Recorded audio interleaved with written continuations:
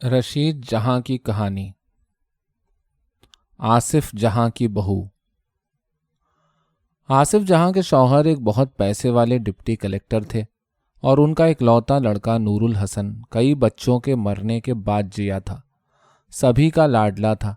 ऐसे कुंबे में तो कोई ऐसा ना था जो खुशी से अपनी बेटी नूरुल हसन को ना दे देता। लेकिन आसिफ जहां की आरजू थी कि कुबरा की लड़की अपने बच्चे के लिए लाएं। वो एक हक परस्त बीवी थी। कुबरा की लड़की इसलिए लेना चाहती थी कि कुबरा उनकी छोटी नंद भी थी और सगी भावज भी। अपनी इन्हीं दूर अंदेशियों की वजह से तो वो ख़ानदान में हर दिल अजीज़ थी। अगर नूरुल हसन की मंगनी मैके में करती थी तो ससुराल वाले मुंह बनाते, और जो ससुराल में करती तो मैके वाले रंजीदा होते। अब अगर कुबरा की लड़की होती तो ससुराल और मैके दोनों खुश रहते। वैसे तो कुबरा बेगम के माशाअल्लाह हर साल 1.25 साल के पीछे बच्चा होता था और 25 साल की उम्र में 5 बेटों की अम्मा थीं। सारे कुंबे में उनकी खुशकिस्मती ज़रबुल मिसल थी। खुदा नसीबा करे तो कुबरा का सा, जब देखो लड़का ही गोद में देखो, और बेटी तो बुआ खुदा दुश्मन को भी न दे। जब कुबरा के यहाँ एक और लड़का होता सारी दुनिया रश करती। हाँ, अगर रंज किसी को होता था तो वो आसिफ जहाँ थीं। गो वो कुबरा बेगम की सेहतयाबी से खुश ज़रूर होती थीं। आखिर को जिन्ना और मरना बराबर ही है। लेकिन फिर भी जब कुबरा बेगम के लड़का हुआ, आसिफ जहाँ रोईं।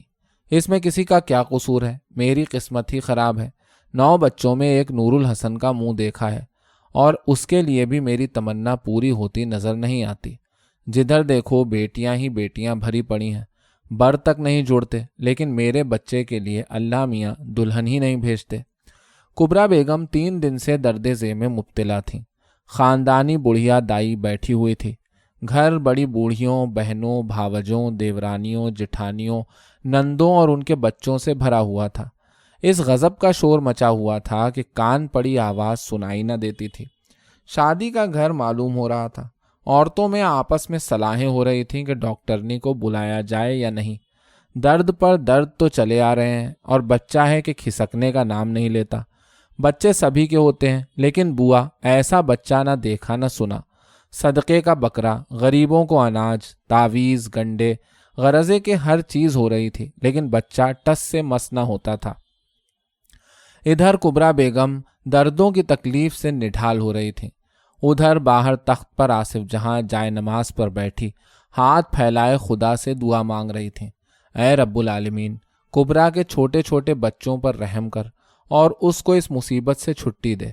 ऐ मेरे मौला, इस दफ़ा मेरी सुन ले और कुबरा की गोद में मेरी बहू भेज दे। ऐ परवरदिगार, 5 बार तेरे हुजूर से मायूस लौटी हूँ, इस दफ़ा मेरी मुराद। आसिफ जहाँ दुआएं मांगती जाती थीं, उनके चेहरे से खुदा के रहम की तवक्को पूरे तौर से टपक रही थी। कुबरा बेगम के कराहने और चीखने की आवाज़ें बराबर आसिफ जहाँ के कान में चली आ रही थीं। हाय आपा, अच्छी मेरी भाभी जान, अब के नहीं बचूंगी। अल्लाह अल्लाह, मेरे हाल पर रहम कर। मरी, हाय मरी।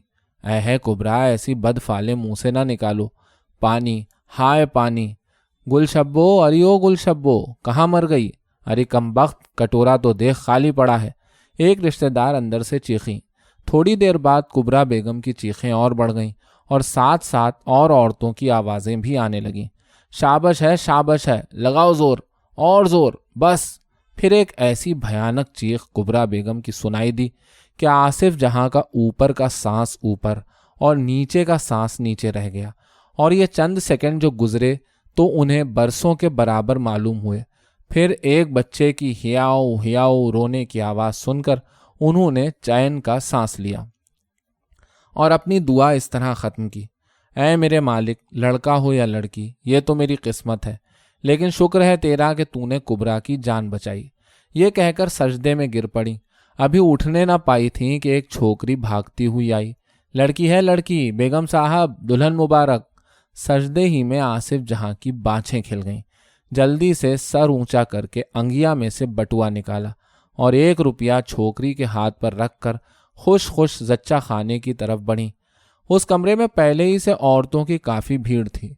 हर शादीशुदा औरत मौजूद थी। सबके चेहरों पर अब तशवीश बहुत कम हो गई थी। आसिफ जहाँ के घुसते ही एक बीवी बोली, ابھی آنول نہیں گری ہے۔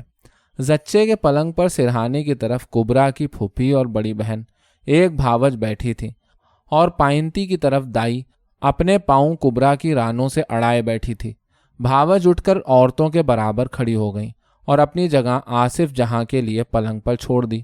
بھابھی جان، کبرا نے اس دفعہ بڑی تکلیف اٹھائی، لیکن آپ کی قسمت سے اب کے لڑکی ہوئی ہے، ماں کی تو جان پر بن گئی تھی۔ کبرا کی بہن نے آصف جہاں کو مخاطب کر کے کہا، تمہاری سب کی دعا خدا نے سن لی، میں تو اس دفعہ بھی بے آس ہو چکی تھی، یہی اچھا ہوا کہ اللہ نے اپنا فضل کر دیا اور میم کی نوبت نہ آئی۔ بس بیوی کچھ نہ پوچھو، تم بیویاں تو جھوٹ موٹ ہاتھ پاؤں پھلا دیتی ہو، بچہ تو جب ہی ہوگا جب اللہ کا حکم ہوگا۔ میم آ کر کیا بنا لیتی، الٹے سیدھے اوزار ڈالنے شروع کر دیتی، ذرا دیر ہوئی تو کہنے لگتی ہو میم کو بلواؤ، میم کو بلواؤ۔ جب یہ اجڑی میمیں نہ تھیں تو کیا کوئی عورت بچہ ہی نہ جنتی تھی؟ دائی نے جلے ہوئے لہجے میں زور زور سے بڑبڑانا شروع کیا۔ اے ہے، دیر کی بھی انتہا ہوتی ہے، 2 راتیں اور 3 دن گزر گئے، راتوں درد میں تڑپیں، اور تم کو یہ بھی پتا نہ تھا کہ بچہ کب ہوگا؟ کیا ہم نے بچے نہیں جنے؟ کیا ہم نہیں جانتے؟ کبرا کی بہن عائشہ بیگم نے جواب دیا۔ اچھا، آپ باتیں تو بنا چکی، یہ بتاؤ آنول کب گرے گی؟ بیوی، موت زیست خدا کے ہاتھ میں ہے، وقت کی کسی کو خبر نہیں ہے۔ بچہ ہو گیا، ابھی ڈنڈی میں جان ہے، اے دیکھو کیسی پھڑک رہی ہے۔ دائی ایک ہاتھ سے جو چاندی کی میلی کچیلی انگوٹھیوں چوڑیوں سے بھرا ہوا تھا آنول کی ڈنڈی پکڑے ہوئے تھی اور دوسرے ہاتھ سے میلا صاف کر رہی تھی۔ عائشہ بیگم زچے کا پیٹ نہایت زوروں سے دبائے ہوئے تھیں، یہ اپنے پیٹ پکڑنے کے لیے کنبے بھر میں مشہور تھیں۔ دلہن، درد آیا؟ دائی نے زچے سے پوچھا۔ نہیں، کبرا نے ایک نحیف اور کمزور آواز میں جواب دیا۔ ڈنڈی کی پھڑک تو اب بہت کم رہ گئی ہے۔ یہ کہہ کر دائی نے ڈنڈی کو پاؤں کے انگوٹھے اور الٹے ہاتھ سے پکڑ کر سیدھے ہاتھ سے اس کو سوتنا شروع کیا، یہاں تک کہ وہ بالکل سفید بے جان ہونے لگی۔ اے مسیتن، ابھی سے نال نہ کاٹ دینا، ابھی تو آنول نہیں گری ہے۔ کھڑی ہوئی جماعت میں سے ایک نے کہا، اے بیوی، کل کی بچی ہو، میرے ہاتھ کی پیدا، اب مجھی کو پڑھانے لگی؟ میرا چونڈا کیا دھوپ میں سفید ہوا ہے؟ بڑی بیگم، خدا کی قسم، یہ لڑکیاں اچھے خاصے بھلے آدمی کو الو بنا لیتی ہیں، میں ایسی پاگل ہوں کہ نال آنول گرنے سے پہلے کاٹ دوں گی؟ مسیتن آنول سوتتی رہی اور دوسری عورتیں اپنے اپنے قصے بیان کرنے لگیں کہ ان کی اپنی دفعہ کیا ہوا تھا، اور محلے یا ان کی سسرال میں کون دائی آئی ہے، اور فلانی زچہ بچہ کے پیدا ہوتے ہی مر گئی اور آنول اندر کی اندر رہ گئی۔ عاشق حسین کی دلہن کا کیا ہوا؟ آنول نہ گری، شام ہو گئی، دائی نے بہتیری کوشش کی، آخر کو ہار کر اس نے بھی کہہ دیا کہ آنول تو کلیجے میں چپک کر رہ گئی ہے، اب میرے بس کی نہیں۔ بیچاری کو ہسپتال لے گئے، وہاں میموں نے نکالی، لیکن بوا سنا ہے کہ کلیجہ بھی ساتھ ہی نکل آیا، 3 دن میں مر گئی، 2 چھوٹے چھوٹے بچے۔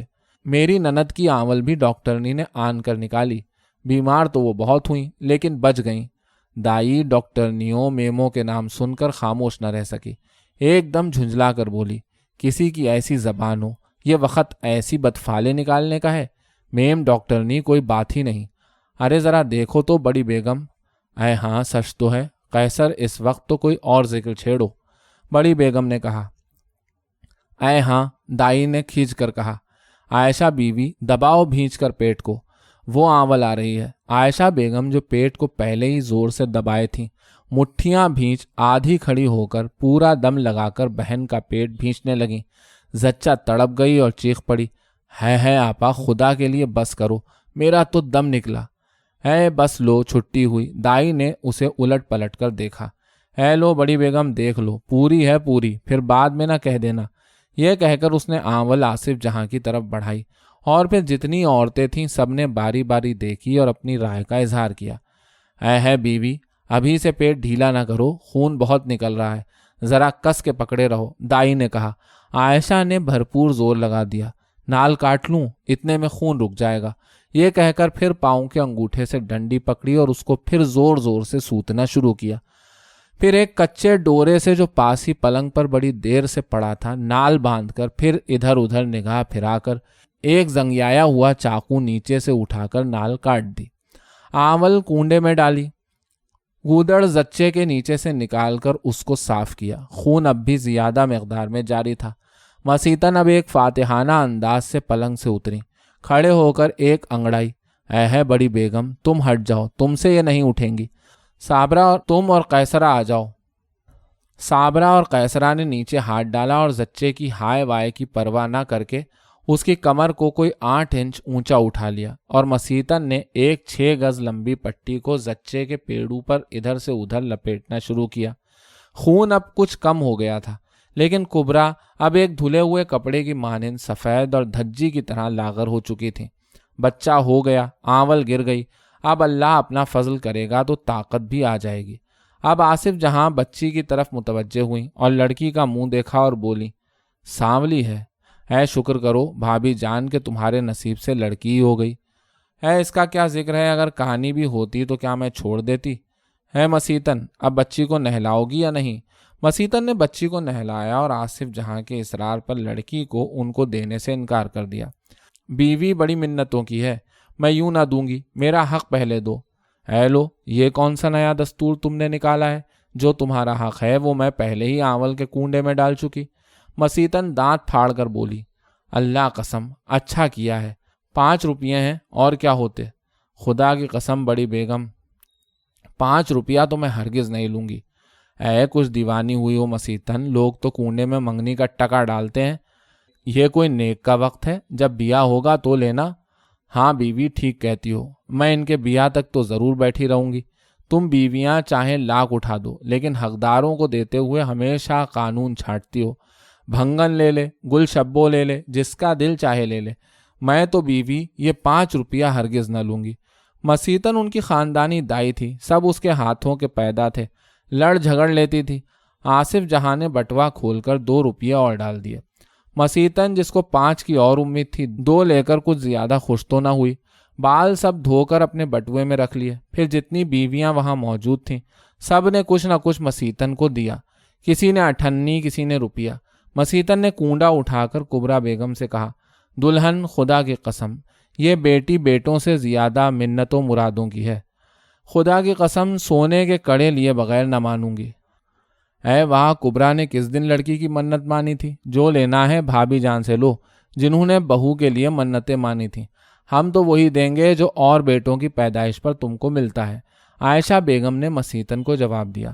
سن رہی ہو بڑی بیگم؟ مسیطن نے آصف جہاں کو مخاطب کیا۔ اب تم جاؤ نا، ہاتھ منہ دھو، پان وان کھاؤ، تمہیں تو بس لاؤ لاؤ کی پڑی رہتی ہے۔ عائشہ بیگم نے تڑخ کر مسیطن سے کہا۔ عائشہ بیگم بہت طرار تھیں، بہن سے فارغ ہو کر انہوں نے ڈومنیوں کو بلا بھیجا۔ گھر میں شور و غل کی پہلے ہی کیا کمی تھی، اب تو ڈھول اور گانے نے ایک کوہرام مچا دیا۔ چھیڑ چھاڑ شور و غل میں زچے کے آرام و نیند کا کسی کو بھی خیال نہ تھا۔ سب عورتیں آصف جہاں اور آپس میں ایک دوسرے کو چھیڑتی رہیں۔ ڈومنیوں سے زچہ گیریاں، سہاگ، گالیاں سب کچھ گوایا۔ زچہ خانے کی نقلیں ڈومنیاں پیٹ پھلا پھلا کر رہی تھیں۔ جی کون سا لاگا؟ ایک جو میاں بنی تھی سوال کرتی تھی، اور بیوی 7واں لاگا یا 8واں لاگا میں جواب دیتی تھی۔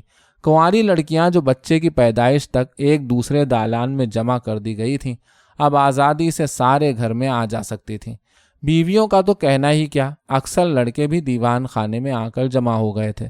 12 سال کے دولہا صاحب بھی انہی بچوں کے جھرمٹ میں سے پیچھے آدھے دبکے بیٹھے سب سن رہے تھے کہ ان پر ان کی ایک رشتے کی بہن کی نگاہ پڑی۔ انہوں نے لپک کر انہیں پکڑ لیا۔ لو دیکھو، دولہا صاحب بھی خیر سے بیٹھے سن رہے ہیں۔ ایک قہقہا پڑا۔ دولہا صاحب نے گرفت چھڑانے کے لیے بہت ہاتھ پاؤں مارے۔ چھوڑ دیجئے باجی، چھوڑ دیجئے ہمیں۔ جب وہ ڈیوڑھی کی طرف بھاگنے لگے تو باجی ان کے پیچھے زور سے چلائیں، کیسے دولہا ہو، ذرا اندر چل کر تو دیکھو کیسی چاند سی دلہن ہے۔